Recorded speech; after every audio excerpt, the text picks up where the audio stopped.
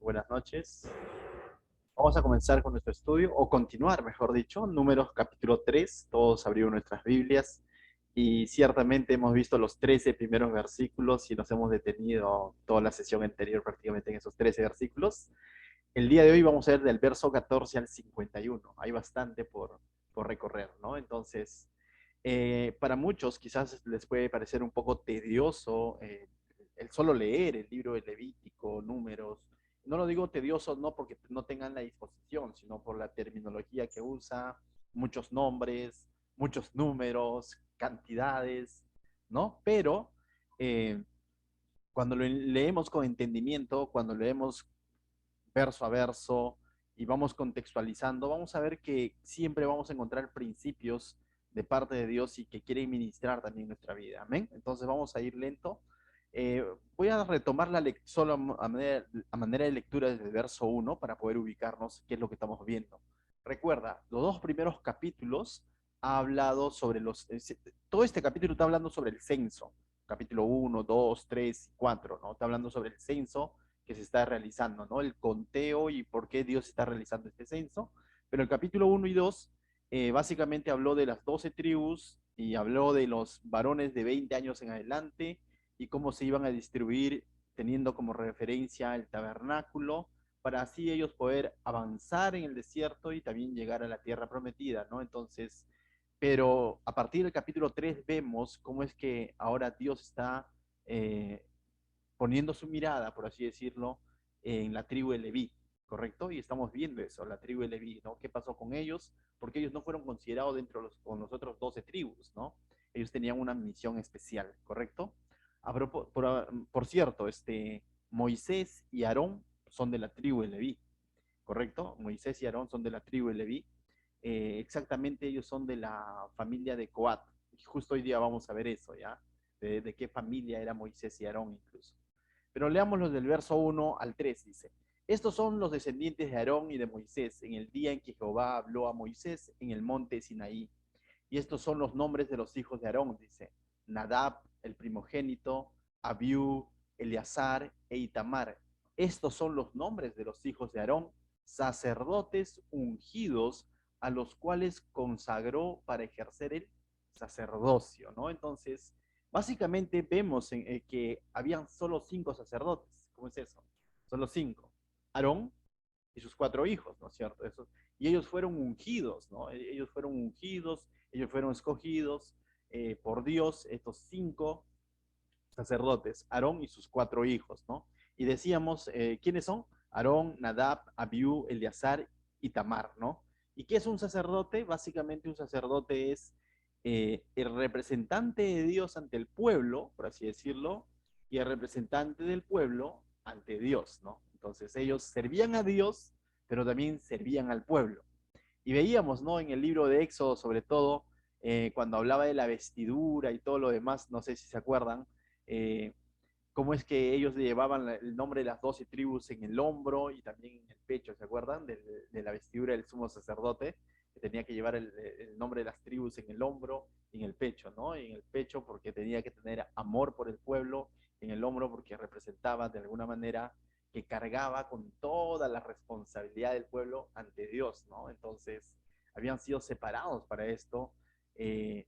Estos mismos nombres también son mencionados en el libro de Éxodo, ¿sí? Eh, por ejemplo, en Éxodo capítulo 28, verso 1, anótalo si tomas nota, y yo lo voy a leer, dice, harás llegar delante de ti a Aarón tu hermano y a sus hijos consigo de entre los hijos de Israel para que sean mis sacerdotes. Y menciona, Aarón, Nadab, Abiú, Eleazar e Itamar, hijos de Aarón. Entonces ahí vemos nuevamente los 5 nombres, ¿no? Entonces, y luego justamente en ese capítulo 28 habla de cómo iba a ser su vestidura y todo lo demás, ¿no? En Levítico, ya mira, si hemos hablado de Éxodo, ¿no? En Levítico, capítulo 8 y 9, también se nos narra cómo es que se debía de consagrar a estos 5 personajes, ¿no? Es decir, a Aarón y a sus 4 hijos, cómo es que se iba a consagrar para el sacerdocio, ¿no? Y ahí hay todas unas instrucciones de parte de Dios para que ellos puedan ser consagrados, ¿no? Entonces, es interesante porque incluso veíamos que los iban a lavar públicamente y luego a vestir y todo lo demás, ¿no? Entonces, esa era la familia sacerdotal. Pero el verso 4, ya volviendo a números, nos dice algo interesante, ¿no? Estoy entrando en contexto de todo lo que veníamos viendo. En el verso 4 se nos recuerda algo que ya sucedió, un evento pasado que lo hemos visto en Levítico capítulo 10, por ejemplo, en el libro anterior. ¿Qué es lo que sucedió? De que Nadab y Abiú, los dos hijos mayores de Aarón, quisieron pues acercarse a Dios o presentarse ante su presencia a la manera como ellos creían, ¿no? A su manera. ¿Y qué es lo que sucedió? Murieron. Dice el verso 4, ¿no? Pero Nadab y Abiú murieron delante de Jehová cuando ofrecieron fuego extraño delante de Jehová en el desierto de Sinaí y no tuvieron hijos. Dice, y Eleazar y Itamar ejercieron el sacerdocio delante de Aarón. Entonces, solamente quedaron 3 sacerdotes, Aarón y sus 2 hijos menores, que vendría a ser Eleazar e Itamar. En otras palabras, un sumo sacerdote y 2 sacerdotes, ¿no? Si de por sí ya eran pocos, eran 5 nada más, ahora son menos todavía, ¿no? Solamente 3. Pero ¿cómo es que la Biblia y Dios recalca nuevamente que esta función o este privilegio que está dando a esta familia para que le sirvan como su representante, debe de entender de que debe tomarlo con la responsabilidad del caso, ¿no? Alguien dijo por ahí de que siempre hemos dicho, ¿no? Que el lado más seguro para el ser humano, ¿quién es? Estar al lado de Dios, ¿no? Alguien dijo de que también es el lugar más peligroso. Y uno dice, ¿por qué es peligroso? Porque es peligroso cuando nos acercamos como queremos, a nuestra manera. Es peligroso porque, ¿sabes por qué? Porque Dios es un Dios santo. Dios no puede convivir con el pecado. Dice, pastor, pero ¿y nosotros que somos pecadores? Dios ha dado sus instrucciones, sus criterios de cómo el ser humano debe de acercarse a Él. Y eso lo tenemos claro los que somos creyentes. No hay otra manera de acercarse a Dios. Quizás tú has escuchado a muchas personas decir, todas las religiones llevan a Dios, hay diferentes formas de acercarse a Dios. Falso, hay una sola manera, hay un solo camino. Entonces, a través de ese camino es el camino más seguro y estaremos seguros en Dios, en una relación genuina con Dios, cuando tomamos el camino, el único camino seguro. Pero si tomamos cualquier otro camino basado en nuestras fuerzas, como dice, a nuestra manera, como Nadab y Abiú, como queremos, recuerda, es un lugar peligroso, porque Dios es un Dios santo y no puede ser burlado, ¿no? Entonces, no podemos pretender tener una relación con Dios a nuestra manera. Y por eso que muchos, Dios siempre ha estado, y Jesús mismo lo mostró también así, en contra de la religiosidad que aparentemente está con Dios, pero en el fondo está bien lejos de Dios. Es un lugar peligroso la religiosidad. Preferible ser incrédulo, porque todavía tienes chance de decir, necesito buscar a Dios. Pero convertir de un religioso y creer que estás cerca de Dios a tu manera es un lugar peligroso, porque estás pues, presentándote ante Dios con un incienso extraño, a tu manera. ¿No? Y recuerden que extraño era no conforme a lo que Dios había dicho, eso es extraño. ¿Y cómo es que Dios ha dicho que nos acerquemos a Él? Es interesante, ¿no? Esto me recuerda también en Éxodo 33:20, Dios a mismo Moisés le dijo que no iba a poder ver su rostro. Dice, no podrás ver mi rostro porque no me verá hombre y vivirá. Es decir, aquel hombre que pretenda ver mi rostro, en otras palabras, muere, le dijo, ¿no? Entonces, y esto apuntaba a algo que Jesús más allá iba de alguna manera a dar la respuesta a esto, ¿no? Tú dices, pero si es imposible ver el rostro de Dios, porque aquel que ve su rostro muere por la santidad de Dios y el hombre pecador. Entonces, ¿cómo es posible esto, no?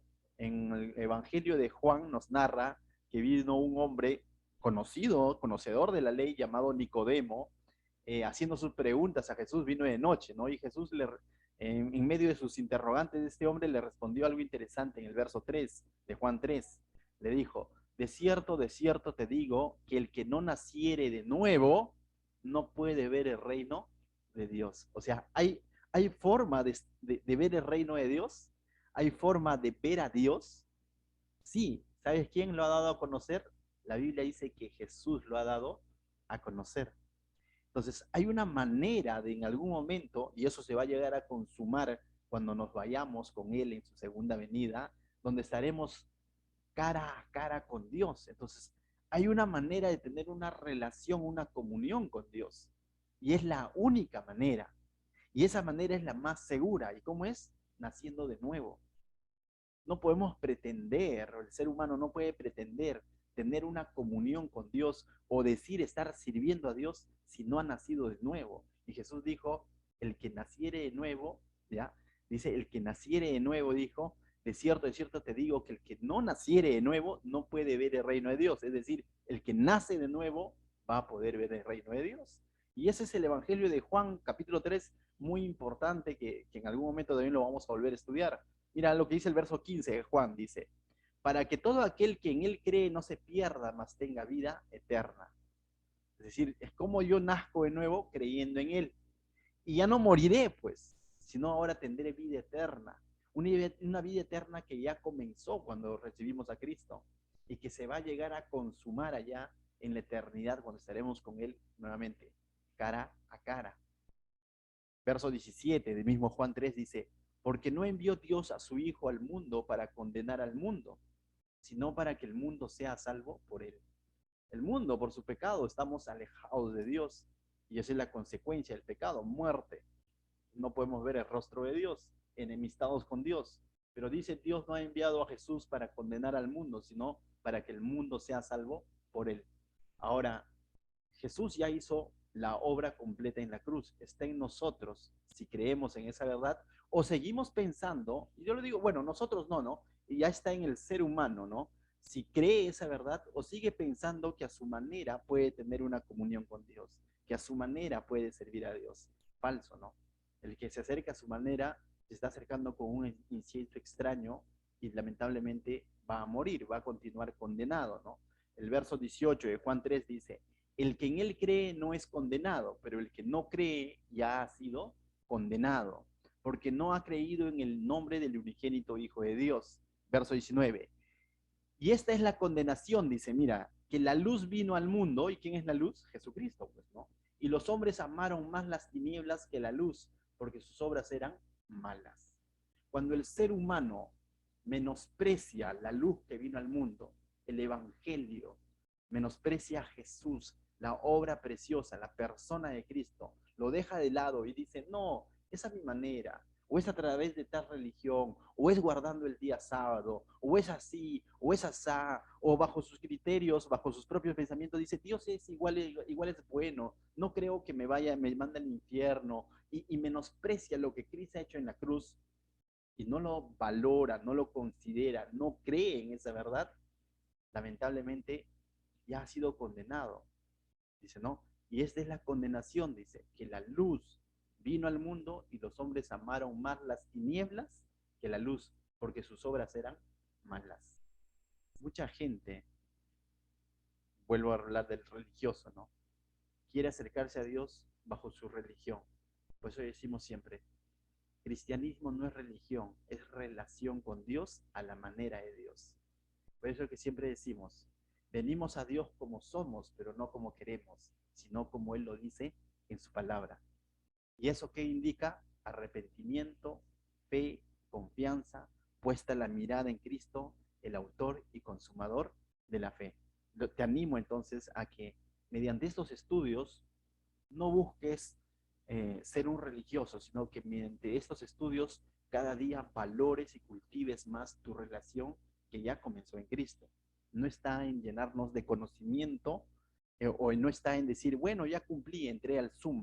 No está en eso. Está en el hecho de decir, Señor, cada vez que estudio tu palabra, veo el mismo evangelio. Siempre veo el mismo evangelio.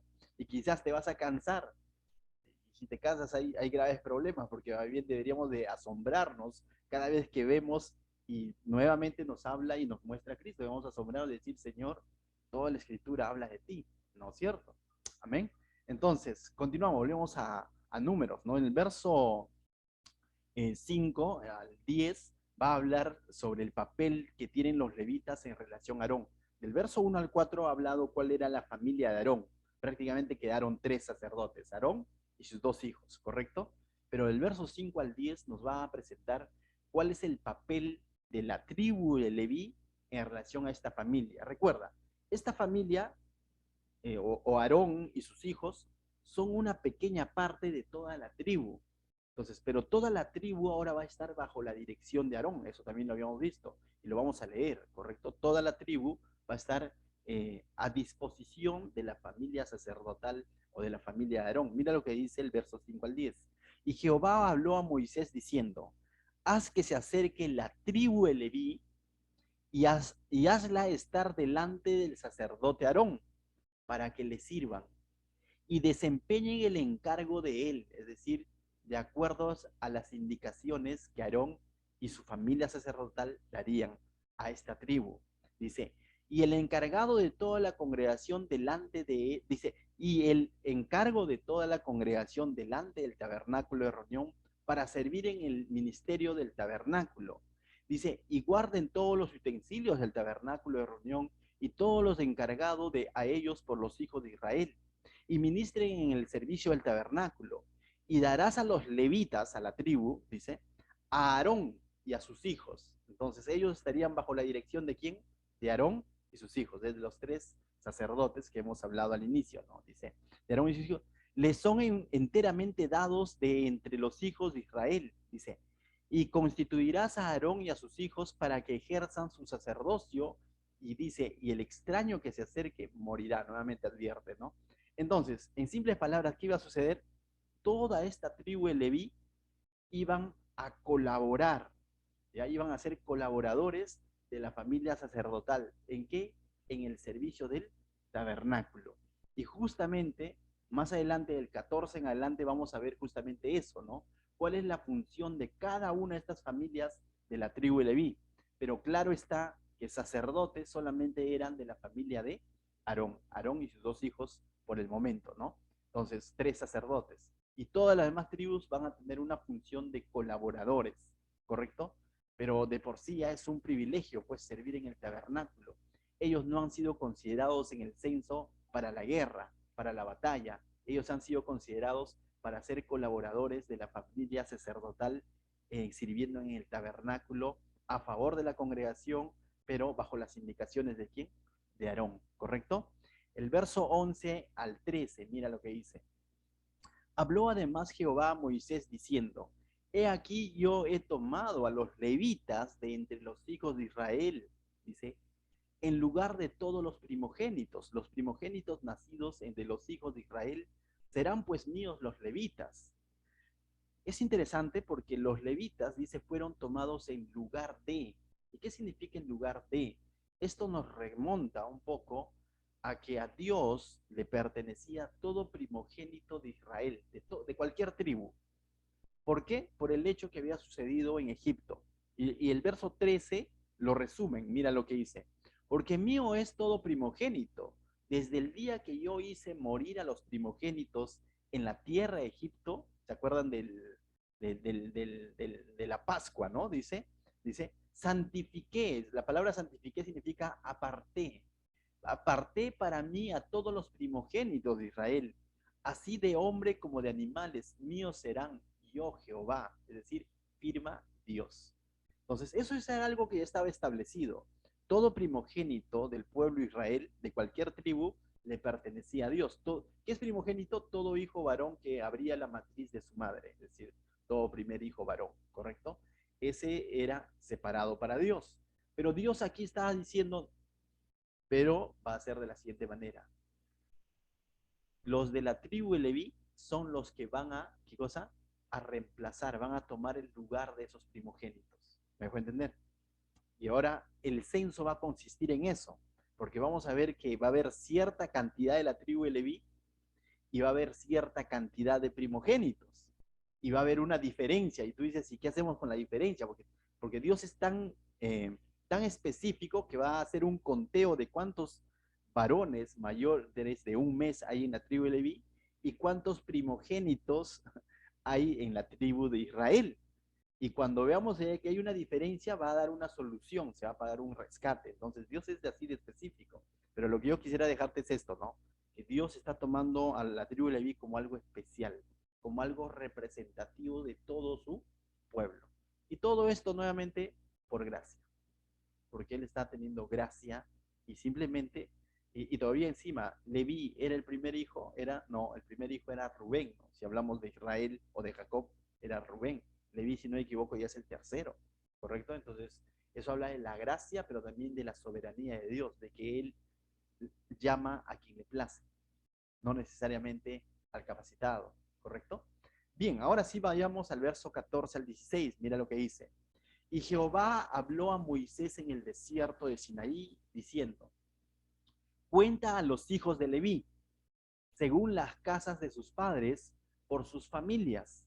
Entonces dice, contarás todos los varones de un mes arriba, dice, y Moisés los contó conforme a la palabra de Jehová, como le fue mandado. Entonces, Dios le da el mandato, ¿no? Que ahora que cuente entonces a todos los hijos de la tribu de Leví, de esta tribu que no había sido contada, ¿correcto? Pero el criterio que se va a usar para contar a los hijos de Leví no es el mismo criterio que se usó para contar a las otras tribus. ¿Te acuerdan que las otras tribus se consideraban todo varón mayor de 20 años? ¿Sí? Porque iban a ser varones que iban a ir a la guerra, ¿no es cierto? A la batalla. Pero aquí el criterio es otro, dice, contarás todos los varones de un mes para arriba, es decir, prácticamente recién nacido. ¿Me puede entender? Entonces, la contabilidad o el censo se da en la tribu de Leví desde los varones recién nacidos, de un mes para arriba, ¿no? Y dice, y Moisés lo contó conforme a las palabras de Jehová como le fue mandado. Entonces, ten en cuenta ese criterio, ¿eh? Es prácticamente desde bebitos lo comenzaban a consagrar, a apartar para el servicio a Dios. En cambio, lo otro era a partir de los 20 años, ¿no? Ambos tienen una finalidad distinta. Lo otro era para la guerra, en cambio esto es para el servicio dentro del tabernáculo. Ahora, el verso 17, del verso 17 al 20 nos va a hablar de cuántas familias tenía toda esta tribu. Bueno, esta tribu de Leví tenía básicamente tres familias y eso es lo que vamos a ver. Mira lo que dice. Los hijos de Leví fueron estos por sus nombres. Para aclarar primero, cuando hablamos de Leví estamos hablando, está haciendo un recuento desde atrás. Jacob o Moisés tuvo su hijo Leví, correcto. Leví ya ni siquiera estaba vivo, ya había muerto en Egipto, correcto, porque Leví fue el que entró con su padre Jacob y José y sus hermanos. Él es Leví, pues, ¿no? Uno de los hermanos de José, que ingresaron a Egipto, ¿no? Él ya no está. Lo que está haciendo es una narrativa para ver de dónde vienen y cómo y qué familias había. Ahora, Leví dice, los hijos de Leví fueron estos por sus nombres, es decir, fueron, no es que en ese momento estaban vivos, no, sino fueron, ¿no? ¿Fueron quiénes? Gersón, Coat y Merari. Prácticamente solamente Leví tuvo tres hijos nada más, Gersón, Coat y Merari, ¿correcto? Y los nombres de los hijos de Gersón por sus familias son estos, dice, Libni, Simei. Los hijos de Coat por sus familias son Amran, Ishar, Hebrón y Uziel. Y los hijos de Merari por sus familias, dice Mali, Musi. Estas son familias de Leví según las casas de sus padres. Dices, y tú dices, pastor, ya me comencé a confundir, ¿no? Porque muchos nombres, ¿no es cierto? Te lo voy a resumir. Leví, el hijo de Jacob o de Israel, tuvo tres hijos, Gersón, Coat y Merari. Entonces, por lo tanto, de la tribu Leví va a haber tres familias principales, ¿correcto? Y yo quisiera que pongamos nuestra mirada sobre la familia de Coat. Ni siquiera de Gersón ni Merari, también, pero sobre todo sobre lo de Coat. ¿Sabes por qué? Porque de la familia de Coat, dice, ¿no? En el verso 19, los hijos de Coat fueron Amram. ¿Sabes Amram quién es Amram?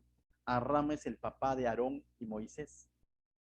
Es decir, en otras palabras, Moisés era hijo de Amram, quien era hijo de Coat, quien era hijo de Leví. Allá, entonces, vamos entendiendo, ¿no? Moisés y Aarón son nietos de Coat, por lo tanto son bisnietos de Israel. ¿Te das cuenta? Pero Coat tuvo otro hijo que se llama Ishar o Izar. ¿Sabes quiénes vienen de Izar? Coré. y Coré más adelante va a tener también una participación importante, ¿no? En otras palabras, Coré era primo de Aarón y Moisés, cuyos hijos luego se van a rebelar contra Aarón y Moisés, o contra Aarón en sí, y los hijos de Coré, ¿no? De que también vamos a hablar más adelante. Entonces, vemos que la familia de Coat de alguna manera va a tener un trato especial, ¿no? Nuevamente le pregunto, ¿era el mayor? No, el mayor era Gerson, ¿no? Gerson, ¿no? Entonces, nuevamente vemos de la misma manera cómo es que Dios no necesariamente está dando ese privilegio al mayor, sino en este caso aquí al segundo, ¿no? Entonces es interesante nuevamente ver ese aspecto en Dios, ¿no? Y esto me recuerda un poco a Esaú y a Jacob, ¿no? ¿Quién era mayor? Esaú, pero ¿a quién le dio el privilegio luego? A Jacob, ¿no? Entonces, ese es nuestro Dios, ¿no? Y esto también me recuerda un poco a Caín y Abel y tantas cosas así, ¿no? Entonces, es interesante ver todo esto, ¿no? Y todo esto, ¿sabes a qué es lo que apunta? La gracia. No es por merecimiento, ¿correcto? Bien, seguimos. Entonces, verso 21 al 26, ahora sí va a narrar, la familia, va a especificar cuál es la familia o sea, del primer hijo de Leví, ¿no? La primera familia de Gersón, mejor dicho, ¿correcto? Y va a narrar y va a decirnos cuántos eran, dónde van a acampar y básicamente a qué se van a dedicar, ¿correcto? Entonces, quizás vamos a leerlo, pero yo luego voy a apuntalar básicamente las cosas importantes, ya dice. Dice, de Gerson eran la familia de Libni, de Simei, estas son las familias de Gerson, dice. Los contados de ellos conforme a la cuenta de todos los varones de un mes arriba, los contados de ellos fueron 7.500. Entonces, en número, vienen a ser 7.500 hombres, ¿correcto? Mayores de un mes para arriba, es decir, ¿correcto? Contando desde bebitos, ¿ah? No estamos hablando de 20 años para arriba, sino desde bebitos, ¿no? Entonces son 7.500. Las familias de Gersón, dice, acamparán a espaldas del tabernáculo, al occidente. Recuerda que el tabernáculo fue armado viendo hacia el oriente, hacia donde salía el sol, ¿correcto? Para que el primer rayo de sol pueda dar a la puerta del tabernáculo, ¿no? Y es así como que se construyó también más adelante el templo, ¿no? Entonces el que estaba al occidente eh, vendría a ser esta familia, ¿no? Entonces ellos iban a acampar en ese lugar. Occidente, o también conocido como para nosotros vendría a ser el oeste, ¿no? ¿Correcto? Entonces dice, ahora, las familias bueno, 24, y el jefe del linaje de Gersón dice Elisaf, hijo de Lael, a cargo de los hijos de Gersón en el tabernáculo de reunión dice, estarán el tabernáculo, la tienda y su cubierta, la cortina de la puerta del tabernáculo de reunión, dice, las cortinas del atrio y la cortina de la puerta del atrio que está junto al tabernáculo y junto al altar alrededor, dice, asimismo sus cuerdas para todo su servicio. Entonces, básicamente lo que ellos iban a encargar, ¿se acuerdan que iban a ser colaboradores? Entonces, lo que ellos iban a encargar básicamente era de las cubiertas y de las cortinas del tabernáculo. Básicamente eso era su chamba. Montarlas y desmontarlas, porque recuerda, el tabernáculo no iba a ser un lugar fijo, ya que ellos iban a estar avanzando hacia la tierra prometida. Entonces ese tabernáculo, quizás algunos dicen, ¿qué es tabernáculo? Y si quieres ahondar un poco más, busca ahí en YouTube, ¿no? Los estudios que hemos hecho de Éxodo, hemos especificado cómo estaba estructurado el tabernáculo y todo lo demás. Entonces, pero básicamente esta tribu o esta familia se iba a encargar de las cubiertas y de las cortinas, y no eran pocas, pues eran diferentes capas, ¿no? De pieles y todo lo demás. Todo eso ellos se iban a encargar de montarlas y de desmontarlas. Esa era su función, ¿correcto? Entonces, hemos visto, eran 7.500 en número, iban a acampar a espaldas al occidente del tabernáculo y se iban a encargar de todas las cubiertas y las cortinas. Ahora, del verso 27 al 32, nos va a hablar de la familia de Coat, justamente del cual yo te había mencionado, ¿no? Del cual era parte Moisés, Aarón y los hijos de Coré, ¿no? Entonces, cuando hace su referencia a Coat, vamos a leer, dice, el verso 27 dice, de Coat era la familia de los amorranitas, la familia de los ishaeritas, la familia de los hebronitas, la familia de los uzielitas. Estas son las familias, dicen, coatitas. El número de todos los varones de un mes arriba era de 8.600 que tenían la guarda del santuario, dice. Las familias de los hijos de Coat acamparon al lado del tabernáculo al sur, dice, ¿no? Acamparon al lado del tabernáculo al sur. Y dice, y el jefe del linaje de las familias de Coat, dice, Elisafán, hijo de Uziel, dice. A cargo de ellos estarán el arca, la mesa, el candelero, los altares, los utensilios del santuario con que ministran y el velo con todos sus servicios. Y el principal de los jefes de los levitas, dice, será Eleazar, o sea, uno de los hijos de Aarón los iba a guiar en todo este servicio, ¿no? Hijo del sacerdote Aarón. Jefe dice, de los que tienen la guarda del santuario. Es interesante porque esta familia, esta segunda familia de Coat, eh, eran, en número eran 8.600. Acamparon, dice, al lado sur del tabernáculo, pero lo que más me llama la atención que ellos estaban a cargo, ¿sabes de qué? De todas las cosas santas. Y cuando digo cosas santas me refiero a el arca del pacto, la mesa de los panes de la proposición, ¿no? ¿De qué más? Del candelero de oro, de los altares, el altar del incienso, los demás altares, los utensilios del santuario, ¿no? El lavacro y todo lo demás, dice, con que se ministran, y el velo con todo su servicio, el velo que separaba el lugar santísimo y el lugar santo. Entonces prácticamente ellos están a cargo de las cosas santas del tabernáculo, ¿no? ¿De qué familia?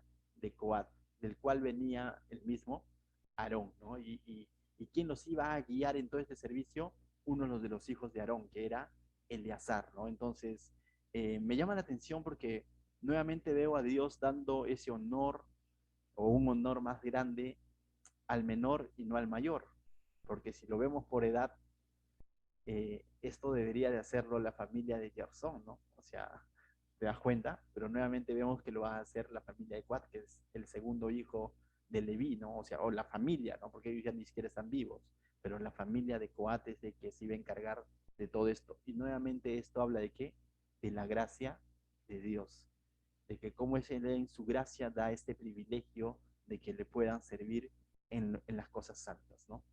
Hoy en día, muchos cristianos, no todo cristiano somos llamados a servir a Dios, pero algunos cristianos se les da el llamado de poder servirle como ministros de Dios. Y con esto me quiero referir a un pastor, a un predicador, a un maestro, ¿no? O sea, a un evangelista.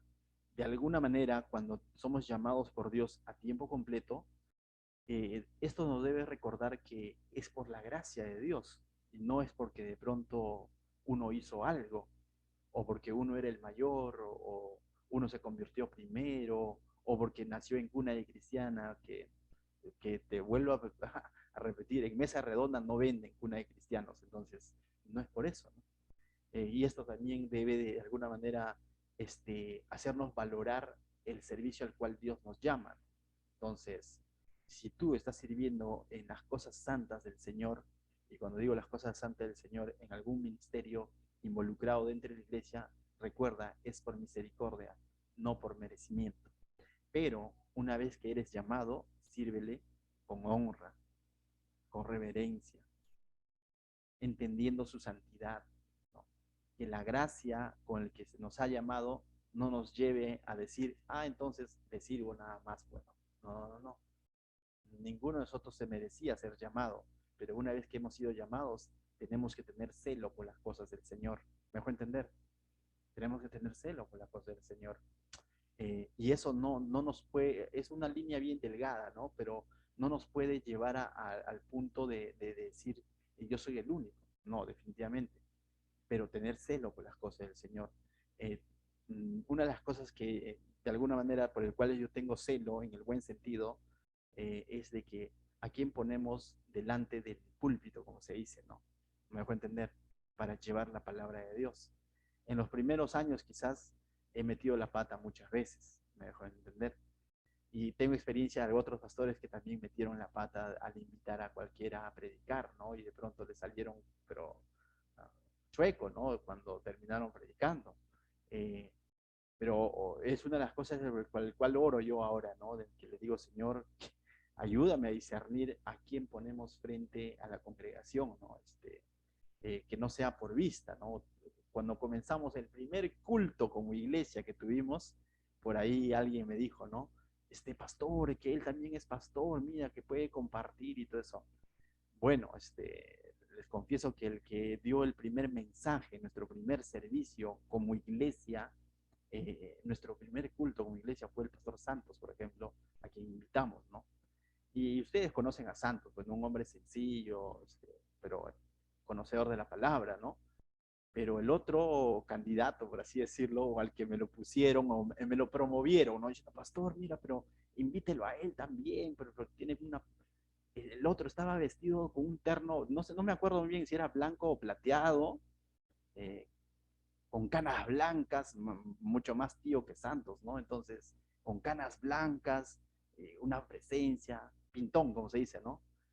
Y, y yo dije, o sea, no lo conocía, ¿no? Y me lo presentaron, primer culto y, no, y lo trajeron, ¿no? Entonces, no, él también, ¿no? Y créeme que eh, fui a saludarlo y le digo, ¿qué tal? ¿Cómo está, pastor? No, apóstol, me dijo.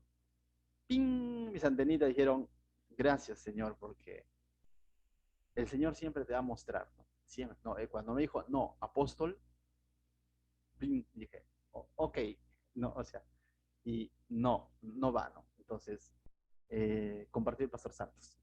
Y así, ¿no? Entonces, entender, Dios nos llama por gracia para poder servirle muchas veces en un lugar privilegiado. Privilegiado lo digo en el que Dios no llama, o sea, no va a poner a cualquiera. No quiero decir de que de pronto que cuando llame tienes que estar capacitado, sino a cualquiera en el sentido de que a sabiendas pongamos en el servicio del Señor por poner en ese sentido. Pero Dios nos llama por gracia, nos llama por gracia. Pero una vez que nos ha llamado, sirvámosle con honra, con reverencia. Tengamos celos de las cosas del Señor. Amén. Entonces continuamos. Verso 33, eso casi como paréntesis en realidad. Verso 33 al 37 dice lo siguiente, ¿no? Ahora va a hablar de la tercera familia de la tribu de Leví, que sería la familia de Merari, ¿no? Dice, de Merari era la familia de los malitas, ¿no? Y la familia de los musitas. Estos son las familias de Merari, dice. Los contados de ellos conforme al número de todos los varones de un mes arriba fueron, dice, 6.200. O sea, este es el más pequeño, ¿no? Porque 6.200 nada más. Dice, si estás tomando números, y al que le gustan los números, este es el menos numeroso, la familia más reducida. Y mira la chama que le van a dar, ¿ah? Dice, y el jefe de cada linaje de Meraris, Suriel, hijo de Abiail, acamparon al lado del tabernáculo al norte, dice. A cargo de los hijos de Merari estará, dice, la custodia de las tablas del tabernáculo, no es las tablas de la ley, aclaración, es las tablas del tabernáculo, porque la estructura era de madera, ¿no? Los que se acuerdan, unos palos que cruzaban y todo lo demás, dice, las tablas del tabernáculo, sus barras, sus columnas, sus basadas y todos sus enseres con todos sus servicios, las columnas alrededor del atrio, sus basas, sus estacas, sus cuerdas, es decir, la chamba fuerte, ¿no? Físicamente hablando, ellos estaban a cargo de la estructura del tabernáculo en sí, de lo más pesado. ¿Y te has dado cuenta cuántos eran? 6.200. O sea, y considerando de bebé para adelante, ¿no? En la práctica, eh, por así decirlo, con las condiciones físicas para realizar el trabajo eran menos, ¿no?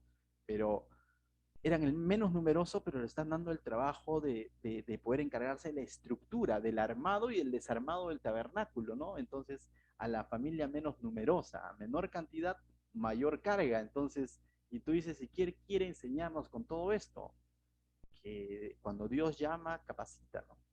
Y esto me recuerda un poco lo que hemos visto quizás el día sábado. Ninguno tenga en poco tu juventud. Algo que aprendí también. Cuando es del Señor, no lo llames pequeño, es del Señor. Dios llama a quien, digo, Dios capacita a quien llama. No es por vista, son pocos, pero finalmente Dios los va a capacitar para hacer este gran trabajo que requiere bastante esfuerzo, ¿no? Entonces, esto nos habla de eso, ¿no? De que Dios va a capacitar a su pueblo. No es por vista, ¿no? Entonces, y eso lo vemos a través de toda la Biblia, ¿no? Un pequeñito venciendo a un gigante. Eh, Gedeón con 300 hombres venciendo a todo un ejército. Jonatán con su criado venciendo a todo un ejército. Y Josué mismo, ¿no? Con un ejército reducido venciendo a otro ejército mucho más grande. Entonces, cuando es de Dios, no podemos medirlo en números, sino tenemos simplemente de Dios. Dios va a capacitar, ¿no es cierto? Hace poco se han ido con una buena impresión los misioneros que visitaron nuestra iglesia porque físicamente, viendo así, bueno, ustedes conocen cómo son las instalaciones de nuestro local de la iglesia, ¿no? Pequeño, reducido, y se fueron con una impresión como diciendo, no, o sea, porque las iglesias que ellos han venido a visitar definitivamente son físicamente en cuanto a la infraestructura son más grandes, ¿no? Entonces se fueron con una impresión como que de ver, ¿no? De que no se debe dejar llevar por vistas, sino de que como de una iglesia pequeña, como se le suele llamar, puede haber siervos que siempre están dispuestos y correteando como hormigas ahí, haciendo la chamba de evangelismo, echando alcohol y toda la organización, y dicen, ciertamente la gloria es para Dios, porque es Dios el que ha hecho todo eso posible y no somos nosotros. Entonces, este era la familia más reducida, pero tenía el mayor trabajo. Quizás te sientes incapacitado, quizás te sientes nuevo, quizás te sientes inexperto, pero sabes que cuando Dios te llama, te va a capacitar. Dios no te va a dar un trabajo en el que Él no esté dispuesto a capacitarte. Dios no te va a dar una labor en el que Él diga, bueno, tú ve cómo lo haces. No, no, no. Dios va a usar sus herramientas para capacitarte, pero la aclaración siempre, déjate capacitar por el Señor. Déjate, ponte en sus manos. No es con espada ni con ejército, es con el poder de su Santo Espíritu. Amén. Entonces, vemos de que a través de estas familias estamos aprendiendo principios prácticos de cómo servirle a Dios. Y tú dices, ah, eso ni entendía muchos nombres, pero ahí está, esa es la palabra de Dios viva y eficaz. Nos está mostrando la gracia de Dios, la organización de Dios, Dios que capacita a su pueblo, Dios que da el privilegio a su pueblo de servirle. Amén. Continuamos. Entonces, el verso 38 al 39 nos va a hablar ahora del campamento. Tú ya has visto, ¿no? Uno está a la espalda, al occidente.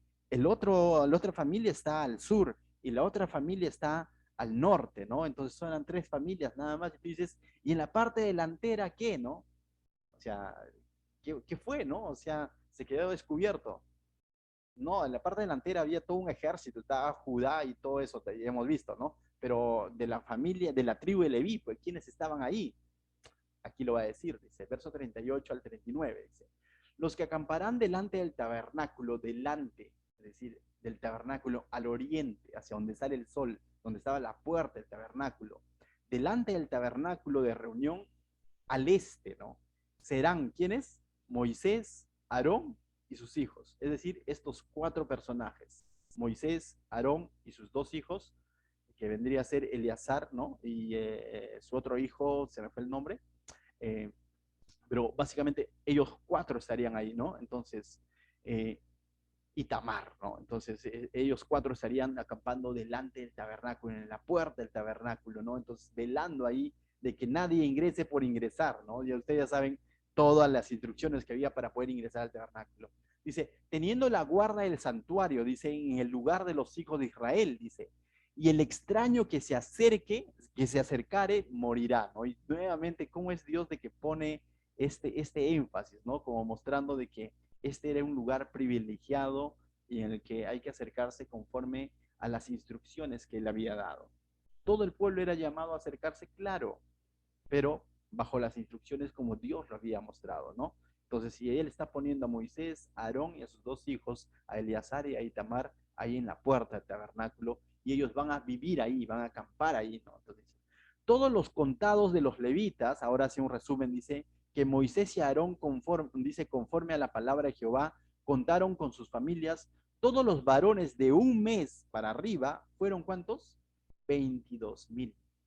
Toda esta tribu de Leví de un mes para arriba, ¿cuántos llegaron a ser? 22.000. Si hacemos un poco de memoria del capítulo 1 y el capítulo 2, de cada tribu, cuando hacíamos un recuento final, eran 53.000, 70 y tantos mil, 80 y tantos mil. Pero de la tribu de Leví, ¿cuántos son? Solo 22.000. Y mira, solo 22.000, y considerando desde recién nacidos prácticamente, desde el mes para arriba, considerando bebés, niños, adolescentes. Entonces era un grupo bien reducido frente a las demás tribus, porque las demás tribus estamos hablando de 20 años para arriba, sin contar sus niños. Aquí estamos hablando contando niños, eran 22.000, ¿no? Una tribu bien pequeña, pero al mismo tiempo llamado para hacer un trabajo especial, ¿no? Entonces, ese es el Dios de gracia que está dando el privilegio a este pueblo, ¿no? Ahora entendemos por qué los ha separado para un trabajo especial, ¿no? Ahora, del verso 40 al 51, lo voy a decir rápidamente, pero básicamente nos va a resumir lo que yo les decía. Hemos visto de que cuántos son los que conforman la tribu de Leví de un mes para arriba, 22.000. Maneja ese monto en tu cabeza, ¿ya? Entonces, si eres bueno para la matemática, chévere. Entonces, maneja 22.000 son los varones contados de un mes para arriba de la tribu de Leví. Y te acuerdas que ellos eran llamados, o ellos están siendo contados para reemplazar a los primogénitos de Israel, ¿te acuerdas? Ahora lo que va a suceder es de que le va a decir a Moisés, ahora cuéntame a los primogénitos de Israel, de todo el pueblo. Y va a contar ahora Moisés los primogénitos de todo el pueblo. Y va a haber un desbalance. Y nos va a decir qué tienen que hacer con ese desbalance, ya que ellos iban a tomar lugar de los otros, ¿no es cierto? Entonces dice el verso 40 en adelante, dice, y Jehová dijo a Moisés, cuenta todos los primogénitos varones de los hijos de Israel de un mes arriba, y cuéntalos por sus nombres, y tomarás a los levitas para mí en lugar de todos los primogénitos de los hijos de Israel, y los animales de los levitas en lugar de todos los primogénitos de los animales de los hijos de Israel. Lo mismo iban a hacer con los animales también. Y firma, ¿no? Dice, yo Jehová, te lo mando, mejor dicho, ¿no? Él dice, contó Moisés como Jehová le mandó todos los primogénitos de los hijos de Israel. Y todos los primogénitos varones, conforme al número de sus nombres, de un mes arriba, fueron 22.273. Y tú dices, su no calzó, no, se pasó, ¿no? ¿Y qué hacemos con los 273? Ya, pues no, ya que se vayan, ya pues son libres. No, o sea, hay un desbalance. Si los levitas son los que van a reemplazar a estos primogénitos, entonces hay un desbalance de 273, haciendo simples matemáticas, ¿no? Entonces, del verso 44 al 51 nos va a narrar qué hacer con esos 273 varones, cómo los rescatamos, porque ellos le pertenecen a Dios, ¿se acuerdan? Todo primogénito le pertenece a Dios. Entonces dice el verso 44, ¿cómo rescatamos estos 273 varones? Luego habló Jehová a Moisés diciendo, toma a los levitas en lugar de todos los primogénitos de los hijos de Israel, y a los animales de los levitas en lugar de sus animales, y los levitas serán míos, dice, yo Jehová. Nuevamente, no, yo Jehová. Y para el rescate de los 273 de los primogénitos de los hijos de Israel que exceden a los levitas, ¿te das cuenta? Tomarás 5 ciclos por cabeza. Cada cabeza, cada primogénito, ¿cuánto valía? 5 ciclos. Conforme al ciclo del santuario lo tomarás. El ciclo tiene 20 jeras, dice, y darás a Aarón y a sus hijos el dinero del rescate de los que exceden, es decir, tenían que pagar, ¿no? Estas familias que tenían que pagar por esos 273 primogénitos que no podían ser reemplazados por la tribu de Leví, porque la tribu de Leví solo eran 22.000, ¿no? Entonces, y este dinero, dice, se lo entregarían a quién? A Aarón, ¿no? Dice, y darás a Aarón y a sus hijos, en el verso 48, dice, el dinero del rescate de los que exceden, dice. 49. Tomó pues Moisés el dinero del rescate de los que excedían el número de los redimidos por los levitas, dice.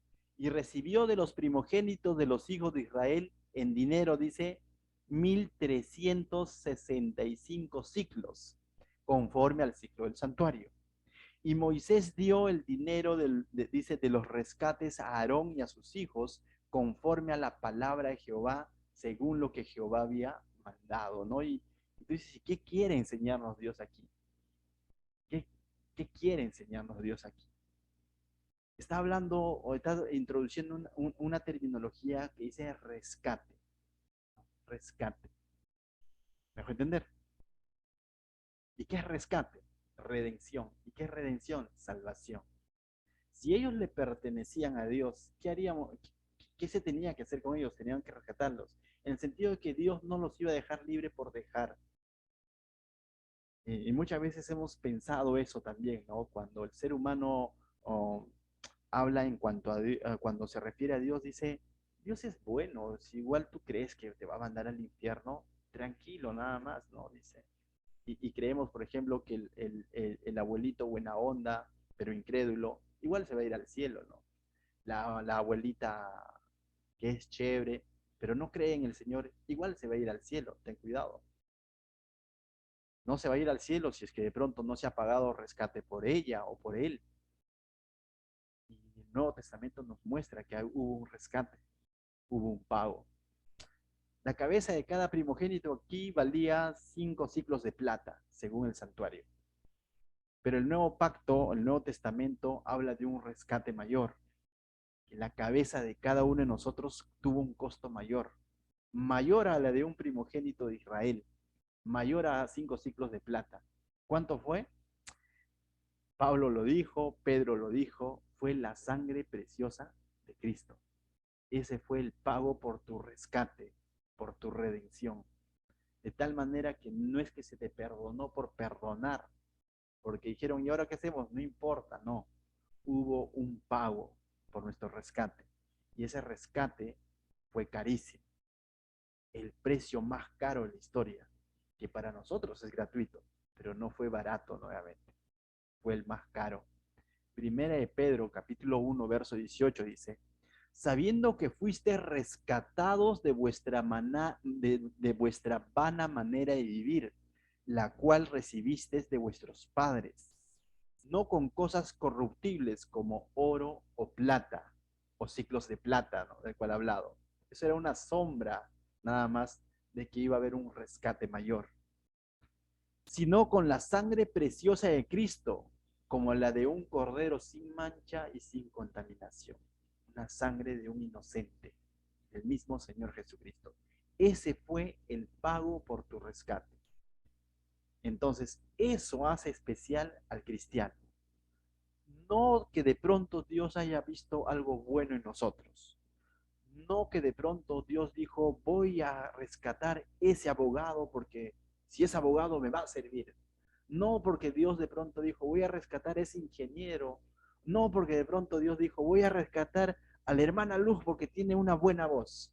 No porque de pronto dijo, voy a rescatar a Julio César porque habla bien en público. No, no fue por eso. Él nos rescató por el precio de su sangre.